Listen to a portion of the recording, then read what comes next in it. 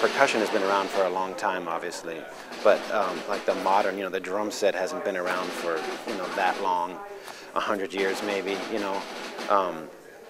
the xylophone and things like that. They've been recent developments, really. The snare drum's been around for a long time, and the amount of things that the sort of endless possibility for it, to me, is really fascinating.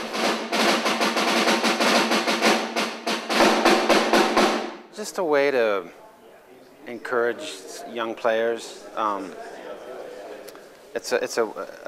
I grew up doing marching bands, and there's like a lot of competitive aspects of marching band, and but not so much with I make my living as a classical musician now, and not so much in that regard for classical percussion playing.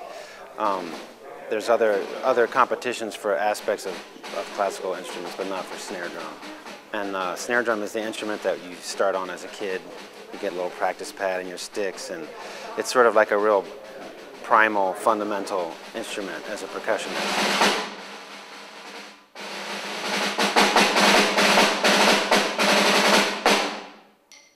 Basically, it's just it's a way to give some money and some feedback to kids, encouragement. I've certainly had lots of situations where I've played for people that were successful musicians, and sometimes I got great feedback from them, and it just spurred me on to keep going. It gave me that little boost that maybe I was just about to give up, but somebody told me I sounded great and I was doing a great job. And also sometimes where I thought I was doing great and I came up against players from around the country that I didn't know there was this other level of musicianship out there, and I failed coming up against that, and that helped me grow. So I just think it's like a nice growing opportunity, and it's a way to get especially some of the younger kids exposed to some music that they might not know about. That's probably the main reason why I started it.